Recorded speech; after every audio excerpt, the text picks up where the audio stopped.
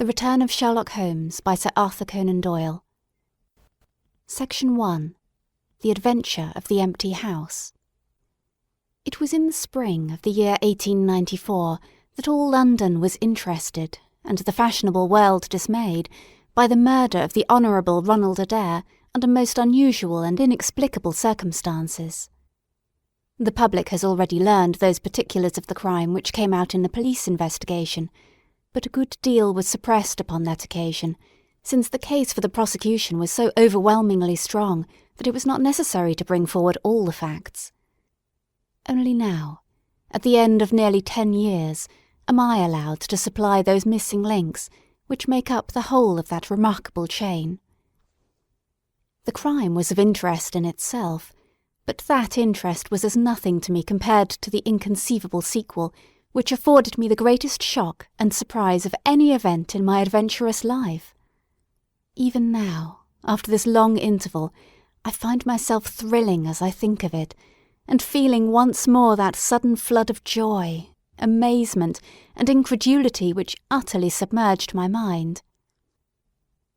Let me say to that public, which has shown some interest in those glimpses which I have occasionally given them of the thoughts and actions of a very remarkable man, that they are not to blame me if I have not shared my knowledge with them, for I should have considered it my first duty to do so, had I not been barred by a positive prohibition from his own lips, which was only withdrawn upon the 3rd of last month.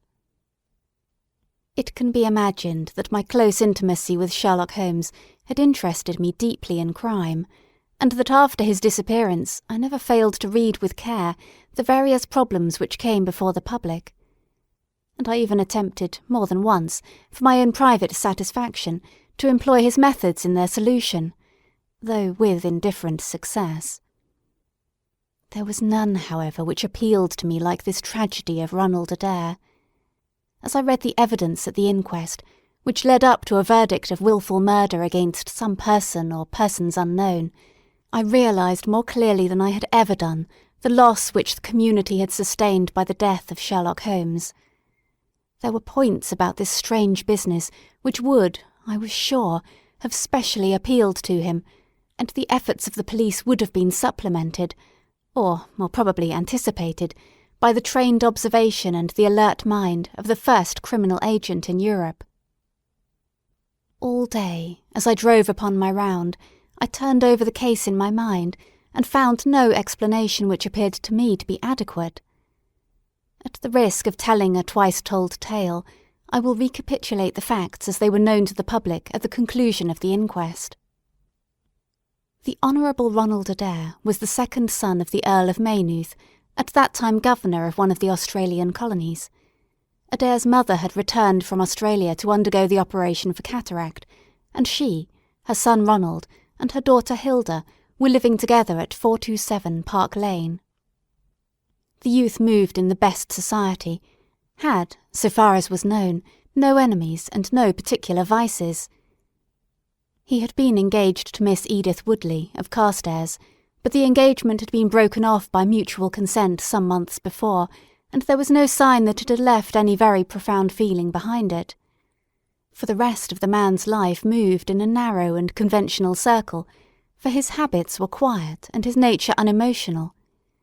Yet it was upon this easy-going young aristocrat that death came, in most strange and unexpected form, between the hours of 10 and 11:20 on the night of March 30th, 1894. Ronald Adair was fond of cards, playing continually, but never for such stakes as would hurt him. He was a member of the Baldwin, the Cavendish, and the Bagatelle card clubs. It was shown that, after dinner on the day of his death, he had played a rubber of whist at the latter club. He had also played there in the afternoon. The evidence of those who had played with him, Mr. Murray, Sir John Hardy, and Colonel Moran, showed that the game was whist, and that there was a fairly equal fall of the cards. Adair might have lost £5, but not more. His fortune was a considerable one, and such a loss could not in any way affect him. He had played nearly every day at one club or other, but he was a cautious player, and usually rose a winner. It came out in evidence that, in partnership with Colonel Moran, He had actually won as much as £420 in a sitting, some weeks before, from Godfrey Milner and Lord Balmoral. So much for his recent history as it came out at the inquest. On the evening of the crime, he returned from the club exactly at 10. His mother and sister were out spending the evening with a relation. The servant deposed that she heard him enter the front room on the second floor, generally used as his sitting room. She had lit a fire there, and as it smoked she had opened the window. No sound was heard from the room until 11:20, the hour of the return of Lady Maynooth and her daughter. Desiring to say good-night, she attempted to enter her son's room. The door was locked on the inside, and no answer could be got to their cries and knocking. Help was obtained and the door forced. The unfortunate young man was found lying near the table. His head had been horribly mutilated by an expanding revolver bullet, but no weapon of any sort was to be found in the room. On the table lay 2 banknotes for £10 each, and £17.10 in silver and gold, the money arranged in little piles of varying amount.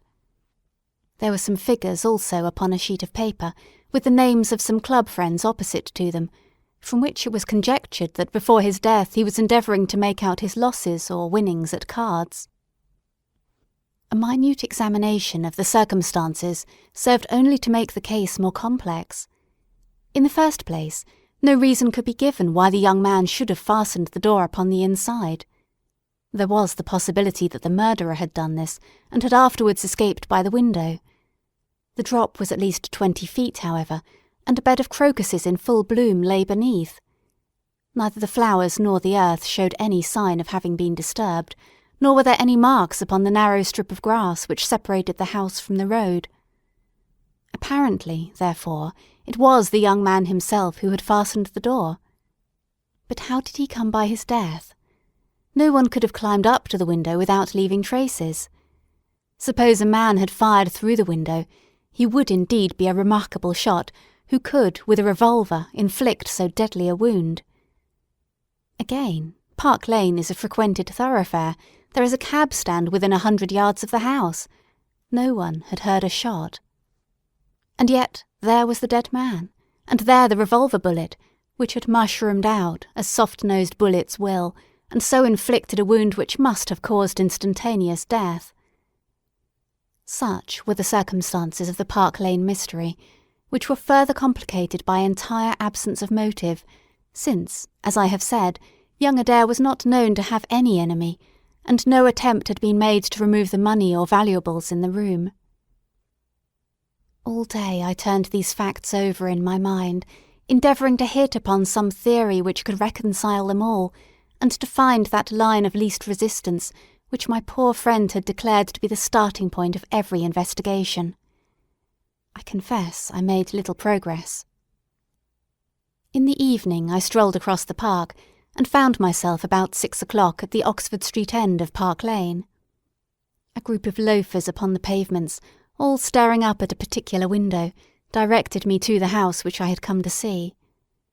A tall, thin man with coloured glasses, whom I strongly suspected of being a plain-clothes detective, was pointing out some theory of his own, while the others crowded round to listen to what he said. I got as near him as I could, but his observations seemed to me to be absurd, so I withdrew again in some disgust. As I did so, I struck against an elderly, deformed man who had been behind me, and I knocked down several books which he was carrying. I remember that, as I picked them up, I observed the title of one of them, The Origin of Tree Worship, and it struck me that the fellow must be some poor bibliophile, who, either as a trade or as a hobby, was a collector of obscure volumes. I endeavoured to apologise for the accident, but it was evident that these books which I had so unfortunately maltreated were very precious objects in the eyes of their owner. With a snarl of contempt he turned upon his heel, and I saw his curved back and white side whiskers disappear among the throng. My observations of No. 427 Park Lane did little to clear up the problem in which I was interested. The house was separated from the street by a low wall and railing, the whole not more than 5 feet high. It was perfectly easy, therefore, for anyone to get into the garden, but the window was entirely inaccessible, since there was no water pipe or anything which could help the most active man to climb it. More puzzled than ever, I retraced my steps to Kensington. I had not been in my study 5 minutes when the maid entered to say that a person desired to see me. To my astonishment, it was none other than my strange old book collector, his sharp, wizened face peering out from a frame of white hair, and his precious volumes, a dozen of them at least, wedged under his right arm. "You're surprised to see me, sir," said he, in a strange, croaking voice. I acknowledged that I was. "Well, I've a conscience, sir, and when I chanced to see you go into this house as I came hobbling after you, I thought to myself I'll just step in and see that kind gentleman, and tell him that if I was a bit gruff in my manner, there was not any harm meant, and that I am much obliged to him for picking up my books." "You make too much of a trifle," said I. "May I ask how you knew who I was?" "Well, sir, if it isn't too great a liberty, I am a neighbour of yours, for you'll find my little bookshop at the corner of Church Street, and very happy to see you, I am sure. Maybe you collect yourself, sir? Here's British Birds, and Catullus, and the Holy War, a bargain, every one of them. With 5 volumes you could just fill that gap on that second shelf. Looks untidy, does it not, sir?" I moved my head to look at the cabinet behind me. When I turned again, Sherlock Holmes was standing smiling at me across my study table. I rose to my feet, stared at him for some seconds in utter amazement, and then it appears that I must have fainted for the first and the last time in my life. Certainly a grey mist swirled before my eyes, and when it cleared I found my collar ends undone and the tingling aftertaste of brandy upon my lips. Holmes was bending over my chair, his flask in his hand. "My dear Watson," said the well-remembered voice, "I owe you 1,000 apologies. I had no idea you would be so affected." I gripped him by the arms. "Holmes," I cried, "is it really you? Can it indeed be that you are alive? Is it possible that you succeeded in climbing out of that awful abyss?" "Wait a moment," said he. "Are you sure that you are really fit to discuss things? I have given you a serious shock by my unnecessarily dramatic reappearance." "I am all right. But indeed, Holmes, I can hardly believe my eyes. Good heavens! To think that you of all men, should be standing in my study!" Again I gripped him by the sleeve and felt the thin, sinewy arm beneath it. "Well, you're not a spirit, anyhow," said I. "My dear chap, I'm overjoyed to see you. Sit down and tell me how you came alive out of that dreadful chasm." He sat opposite to me and lit a cigarette in his old, nonchalant manner. He was dressed in the seedy frock-coat of the book merchant, but the rest of that individual lay in a pile of white hair and old books upon the table.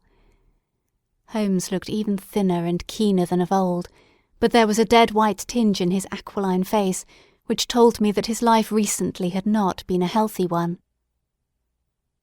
"I'm glad to stretch myself, Watson," said he. "It is no joke when a tall man has to take a foot off his stature for several hours on end.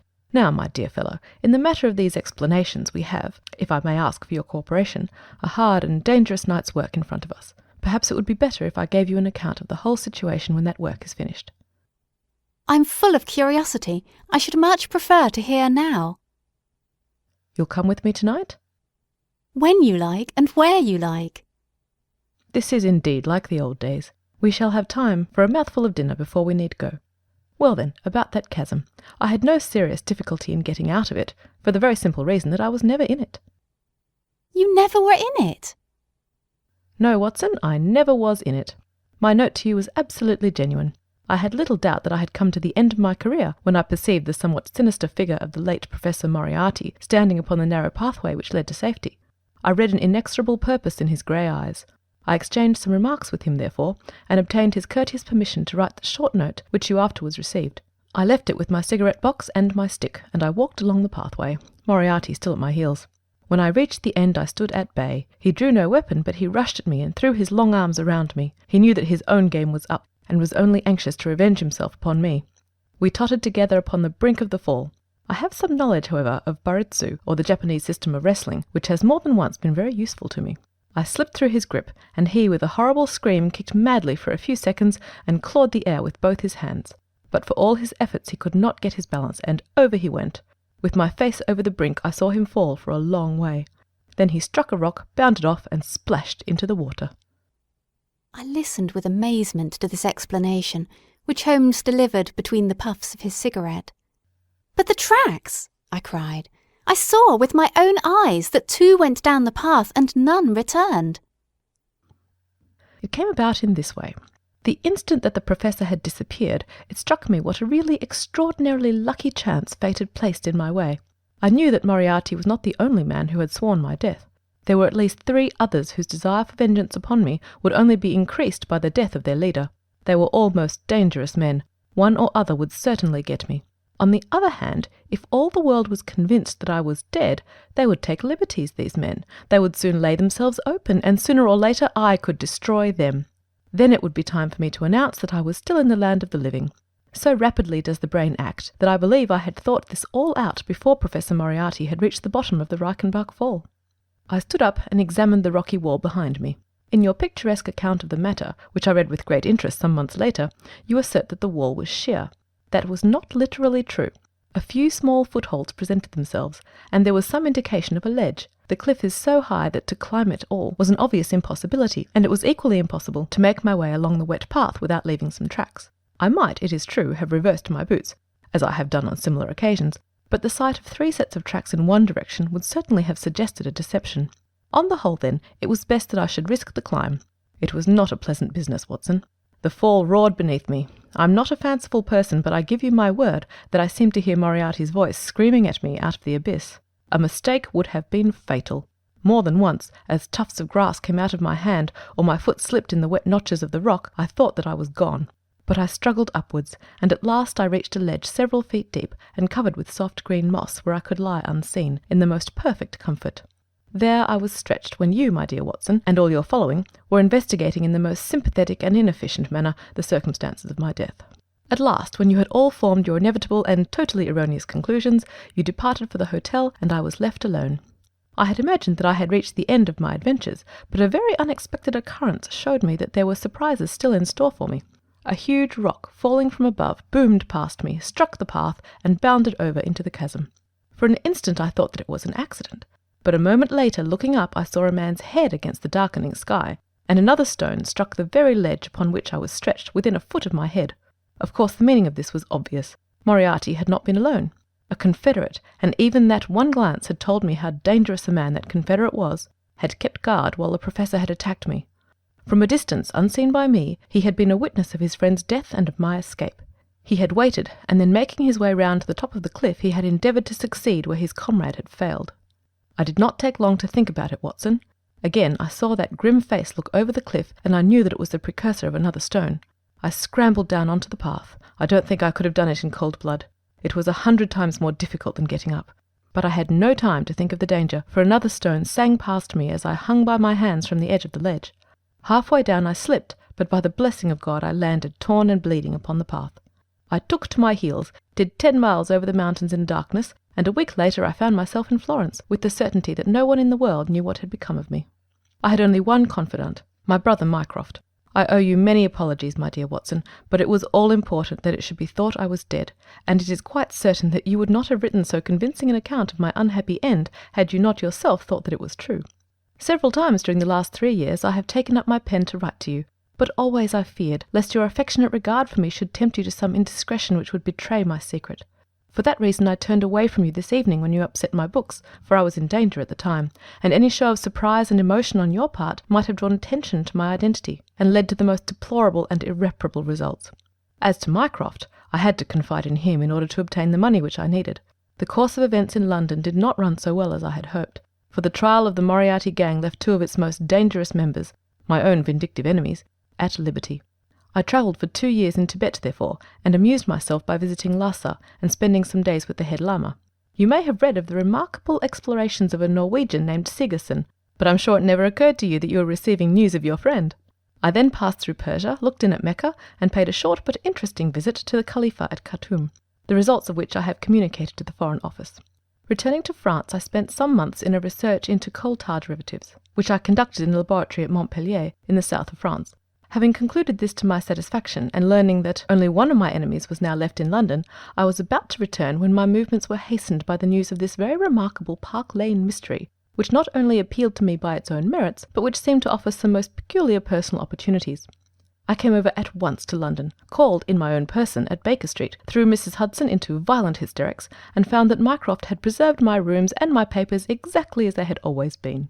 So it was, my dear Watson, that at 2 o'clock today I found myself in my old armchair in my own old room, and only wishing that I could have seen my old friend Watson in the other chair which he has so often adorned. Such was the remarkable narrative to which I listened on that April evening, a narrative which would have been utterly incredible to me had it not been confirmed by the actual sight of the tall, spare figure and the keen, eager face, which I had never thought to see again. In some manner he had learned of my own sad bereavement, and his sympathy was shown in his manner rather than his words. "Work is the best antidote to sorrow, my dear Watson," said he. "And I have a piece of work for us both tonight, which, if we can bring it to a successful conclusion, will in itself justify a man's life on this planet." In vain I begged him to tell me more. "You will see and hear enough before morning," he answered. "We have 3 years of the past to discuss. Let that suffice until 9:30, when we start upon the notable adventure of the empty house." It was indeed like old times, when, at that hour, I found myself seated beside him in a hansom, my revolver in my pocket, and the thrill of adventure in my heart. Holmes was cold and stern and silent. As the gleam of the street lamps flashed upon his austere features, I saw that his brows were drawn down in thought, and his thin lips compressed. I knew not what wild beast we were about to hunt down in the dark jungle of criminal London, but I was well assured, from the bearing of this master huntsman, that the adventure was a most grave one, while the sardonic smile which occasionally broke through his ascetic gloom boded little good for the object of our quest. I had imagined that we were bound for Baker Street, but Holmes stopped the cab at the corner of Cavendish Square. I observed that as he stepped out, he gave a most searching glance to right and left, and at every subsequent street corner he took the utmost pains to assure that he was not being followed. Our route was certainly a singular one. Holmes's knowledge of the byways of London was extraordinary, and on this occasion he passed rapidly, and with an assured step, through a network of mews and stables, the very existence of which I had never known. We emerged at last into a small road, lined with old gloomy houses, which led us into Manchester Street, and so to Blandford Street. Here he turned swiftly down a narrow passage, passed through a wooden gate into a deserted yard, and then opened with a key the back door of a house. We entered together, and he closed it behind us. The place was pitch dark, but it was evident to me that it was an empty house. Our feet creaked and crackled over the bare planking, and my outstretched hand touched a wall from which the paper was hanging in ribbons. Holmes's cold, thin fingers closed round my wrist, and led me forward down a long hall, until I dimly saw the murky fanlight over the door.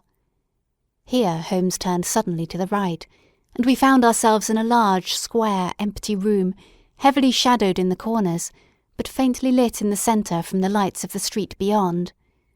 There was no lamp near, and the window was thick with dust, so that we could only just discern each other's figures within. My companion put his hand upon my shoulder, and his lips close to my ear. "Do you know where we are?" he whispered. "Surely that is Baker Street," I answered, staring through the dim window. "Exactly. We are in Camden House, which stands opposite to our own old quarters." "But why are we here?"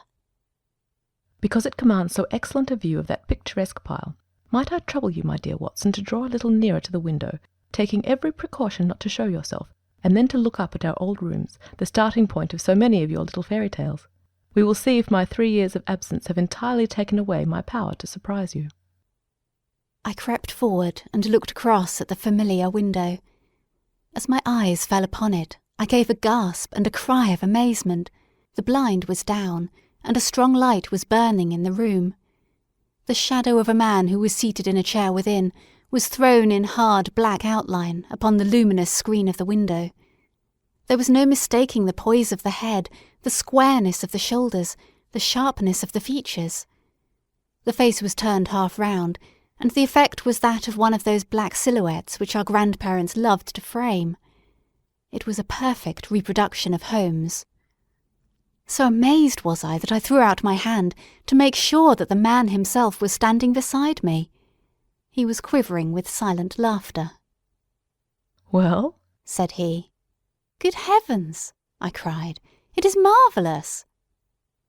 "I trust that age doth not wither nor custom stale my infinite variety," said he, and I recognised in his voice the joy and pride which the artist takes in his own creation.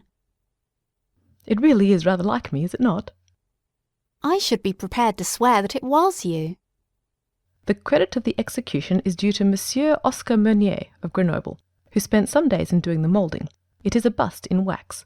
The rest I arranged myself during my visit to Baker Street this afternoon." "But why?" "Because, my dear Watson, I had the strongest possible reason for wishing certain people to think that I was there when I was really elsewhere." "And you thought the rooms were watched?" "I knew that they were watched." "By whom?" "By my old enemies, Watson, by the charming society whose leader lies in the Reichenbach Fall. You must remember that they knew, and only they knew, that I was still alive. Sooner or later they believed that I should come back to my rooms. They watched them continuously, and this morning they saw me arrive." "How do you know?" "Because I recognized their sentinel when I glanced out my window. He is a harmless enough fellow, Parker by name, a garrotter by trade, and a remarkable performer upon the Jew's harp. I cared nothing for him, but I cared a great deal for the much more formidable person who was behind him, the bosom friend of Moriarty, the man who dropped the rocks over the cliff, the most cunning and dangerous criminal in London. That is the man who is after me tonight, Watson, and that is the man who is quite unaware that we are after him." My friend's plans were gradually revealing themselves. From this convenient retreat, the watchers were being watched, and the trackers tracked. That angular shadow up yonder was the bait, and we were the hunters. In silence we stood together in the darkness, and watched the hurrying figures who passed and repassed in front of us. Holmes was silent and motionless, but I could tell that he was keenly alert, and that his eyes were fixed intently upon the stream of passers-by. It was a bleak and boisterous night, and the wind whistled shrilly down the long street. Many people were moving to and fro, most of them muffled in their coats and cravats. Once or twice it seemed to me that I had seen the same figure before, and I especially noticed two men who appeared to be sheltering themselves from the wind in the doorway of a house some distance up the street. I tried to draw my companion's attention to them, but he gave a little ejaculation of impatience and continued to stare into the street. More than once he fidgeted with his feet and tapped rapidly with his fingers upon the wall. It was evident to me that he was becoming uneasy, and that his plans were not working out altogether as he had hoped. At last, as midnight approached, and the street gradually cleared, he paced up and down the room in uncontrollable agitation. I was about to make some remark to him, when I raised my eyes to the lighted window, and again experienced almost as great a surprise as before. I clutched Holmes's arm and pointed upward. "The shadow has moved!" I cried. It was indeed no longer the profile, but the back, which was turned towards us. 3 years had certainly not smoothed the asperities of his temper, or his impatience with a less active intelligence than his own. "Of course it has moved," said he. "Am I such a farcical bungler, Watson, that I should erect an obvious dummy, and expect that some of the sharpest men in Europe would be deceived by it? We have been in this room 2 hours, and Mrs. Hudson has made some change in that figure 8 times, or once in every quarter of an hour. She works it from the front so that her shadow may never be seen. Ah!" He drew in his breath with a shrill, excited intake. In the dim light I saw his head thrown forward, his whole attitude rigid with attention. Outside, the street was absolutely deserted. Those 2 men might still be crouching in the doorway, but I could no longer see them. All was still and dark, save only that brilliant yellow screen in front of us, with the black figure outlined upon its centre. Again in the utter silence I heard that thin, sibilant note which spoke of intense, suppressed excitement. An instant later he pulled me back into the blackest corner of the room, and I felt his warning hand upon my lips. The fingers which clutched me were quivering. Never had I known my friend more moved, and yet the dark street still stretched lonely and motionless before us. But suddenly I was aware of that which his keener senses had already distinguished. A low, stealthy sound came to my ears, not from the direction of Baker Street, but from the back of the very house in which we lay concealed. A door opened and shut. An instant later steps crept down the passage, steps which were meant to be silent, but which reverberated harshly through the empty house. Holmes crouched back against the wall, and I did the same, my hand closing upon the handle of my revolver. Peering through the gloom, I saw the vague outline of a man, a shade blacker than the blackness of the open door. He stood for an instant, and then he crept forward, crouching, menacing, into the room. He was within 3 yards of us, this sinister figure, and I had braced myself to meet his spring, before I realised that he had no idea of our presence.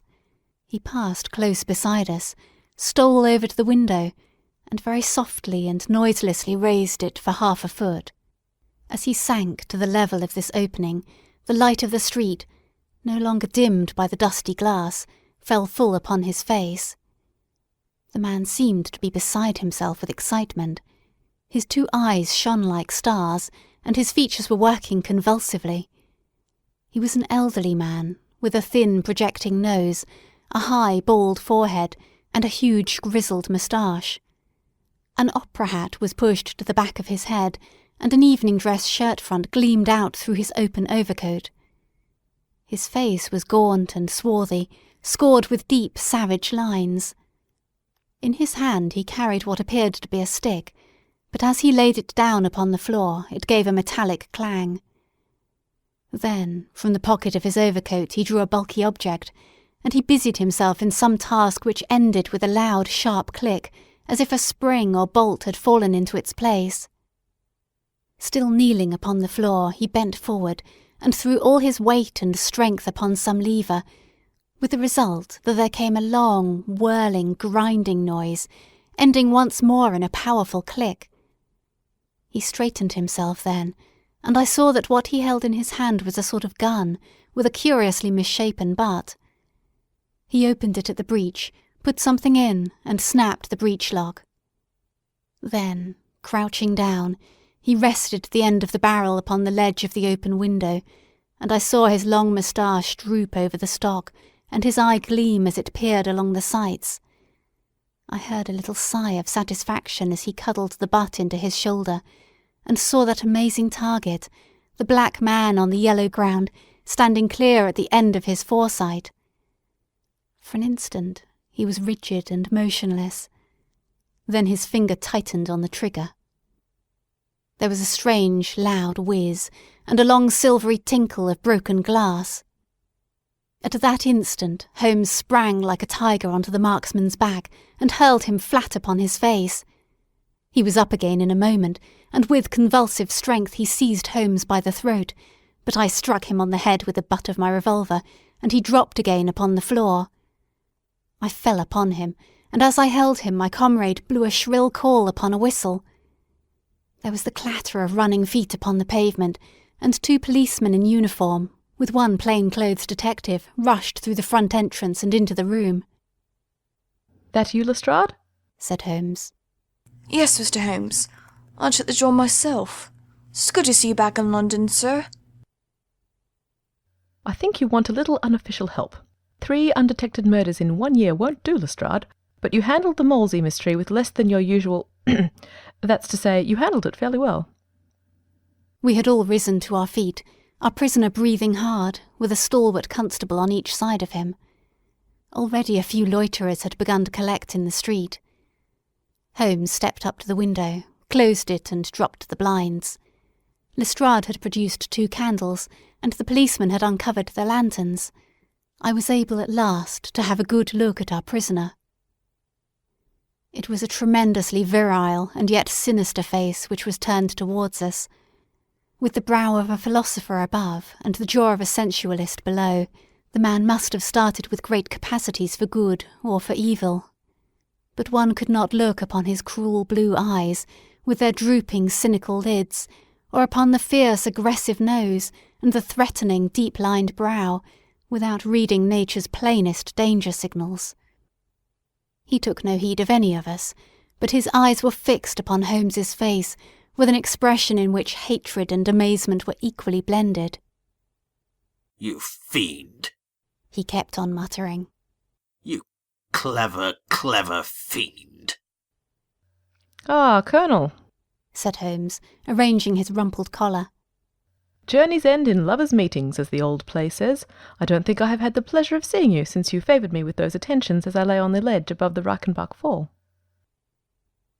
The Colonel still stared at my friend like a man in a trance. "You cunning, cunning fiend," was all that he could say. "I have not introduced you yet," said Holmes. "This, gentleman, is Colonel Sebastian Moran, once of Her Majesty's Indian Army, and the best heavy-game shot that our Eastern Empire has ever produced. I believe I am correct, Colonel, in saying that your bag of tigers still remains unrivalled?" The fierce old man said nothing, but still glared at my companion. With his savage eyes and bristling moustache, he was wonderfully like a tiger himself. "I wonder that my very simple stratagem should deceive so old a shikari," said Holmes. "It must be very familiar to you. Have you not tethered a young kid under a tree, lain above it with your rifle, and waited for the bait to bring up your tiger? This empty house is my tree, and you are my tiger. You have possibly had other guns in reserve in case there should be several tigers, or in the unlikely supposition of your own aim failing you. These," he pointed around, "are my other guns. The parallel is exact." Colonel Moran sprang forward with a snarl of rage, but the constables dragged him back. The fury upon his face was terrible to look at. "I confess that you had one small surprise for me," said Holmes.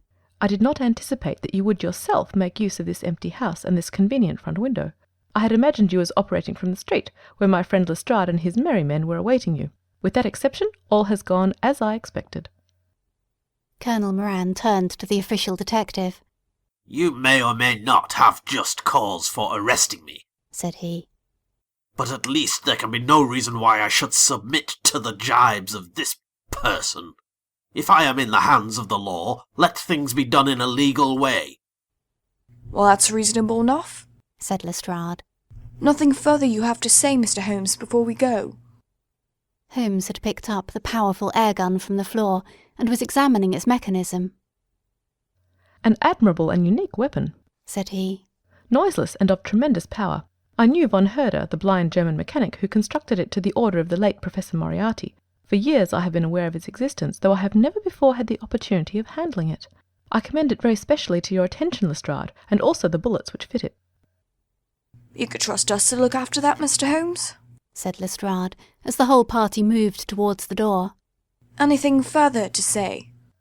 "Only to ask what charge you intend to prefer." What charge, sir? Why, of course, the attempted murderer, Mr. Sherlock Holmes. "Not so, Lestrade. I do not propose to appear in the matter at all. To you, and to you only, belongs the credit of the remarkable arrest which you have effected. Yes, Lestrade, I congratulate you. With your usual happy mixture of cunning and audacity, you have got him." Got him? Got whom, Mr. Holmes? "The man that the whole force has been seeking in vain, Colonel Sebastian Moran, who shot the Honourable Ronald Adair with an expanding bullet from an air gun through an open window of the second-floor front of number 427 Park Lane upon the 30th of last month. That's the charge, Lestrade.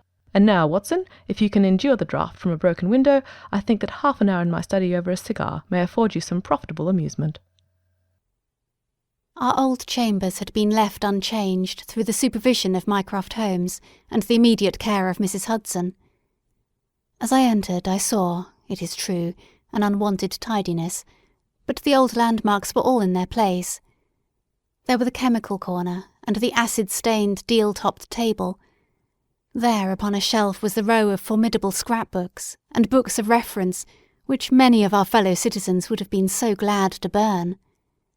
The diagrams, the violin case, and the pipe rack, even the Persian slipper which contained the tobacco, all met my eyes as I glanced round me. There were two occupants of the room. One, Mrs. Hudson, who beamed upon us both as we entered.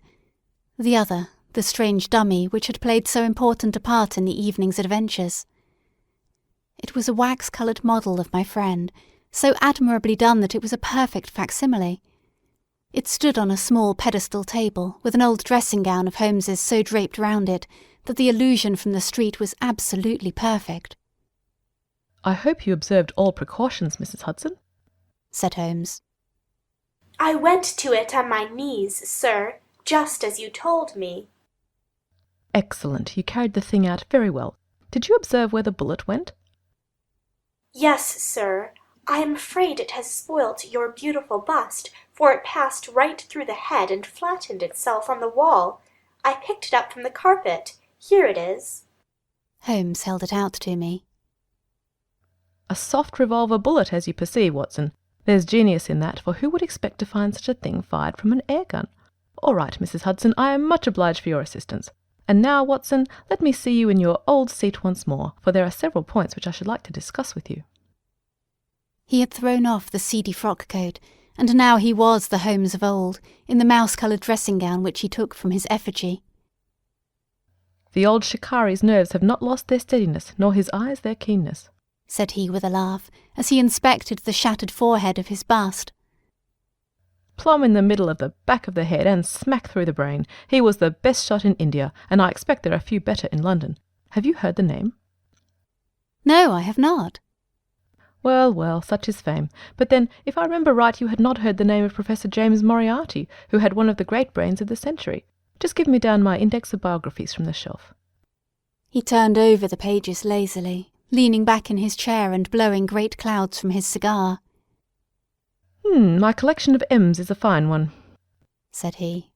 "Moriarty himself is enough to make any letter illustrious, and here is Morgan the poisoner, and Merridew of abominable memory, and Matthews, who knocked out my left canine in the waiting-room at Charing Cross, and finally here is our friend of tonight." He handed over the book, and I read.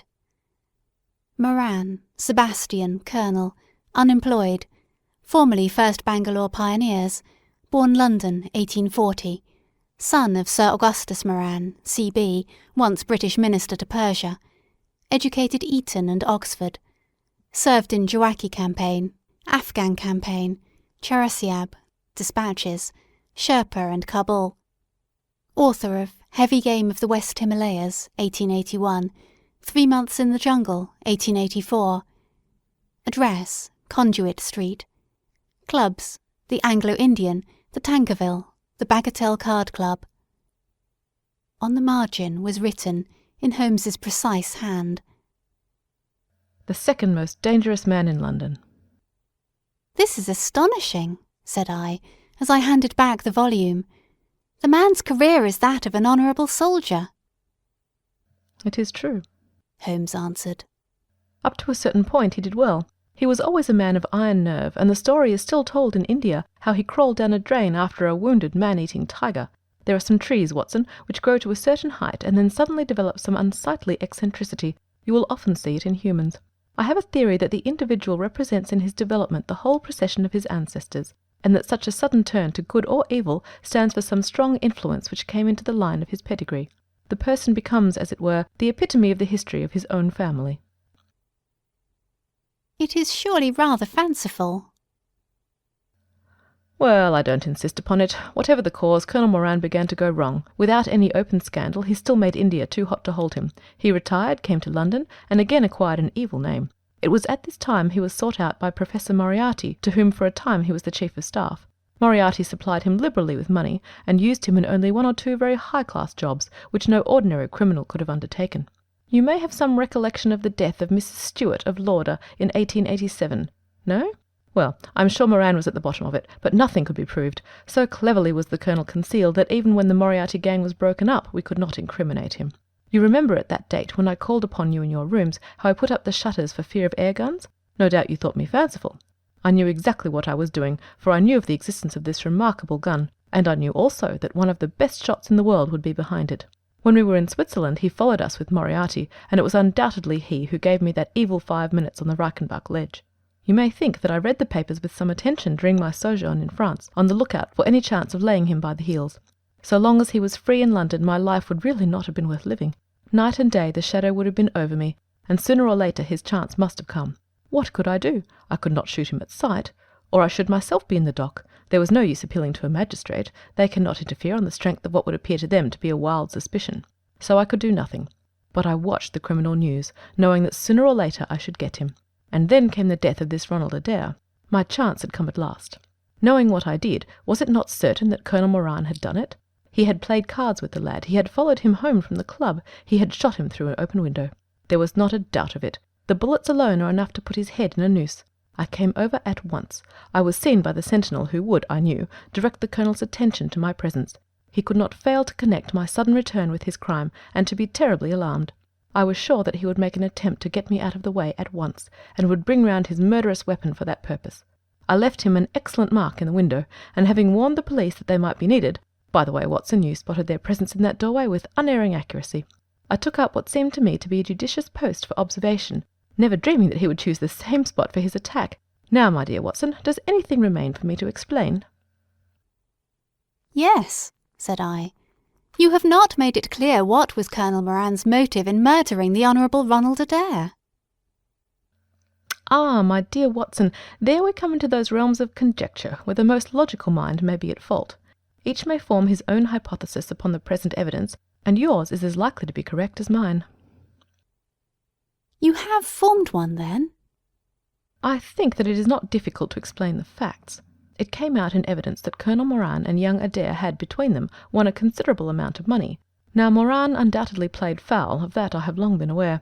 I believe that on the day of the murder Adair had discovered that Moran was cheating. Very likely he had spoken to him privately, and had threatened to expose him unless he voluntarily resigned his membership of the club and promised not to play cards again. It is unlikely that a youngster like Adair would at once make a hideous scandal by exposing a well-known man so much older than himself. Probably he acted as I suggest. The exclusion from his clubs would mean ruin to Moran, who lived by his ill-gotten card gains. He therefore murdered Adair, who at the time was endeavouring to work out how much money he should himself return, since he could not profit by his partner's foul play. He locked the door lest the ladies should surprise him, and insist upon knowing what he was doing with those names and coins. Will it pass? I have no doubt that you have hit upon the truth. It will be verified or disproved at the trial. Meanwhile, come what may, Colonel Moran will trouble us no more. The famous air-gun of von Herder will embellish the Scotland Yard Museum, and once again Mr. Sherlock Holmes is free to devote his life to examining those interesting little problems which the complex life of London so plentifully presents. End of section 1.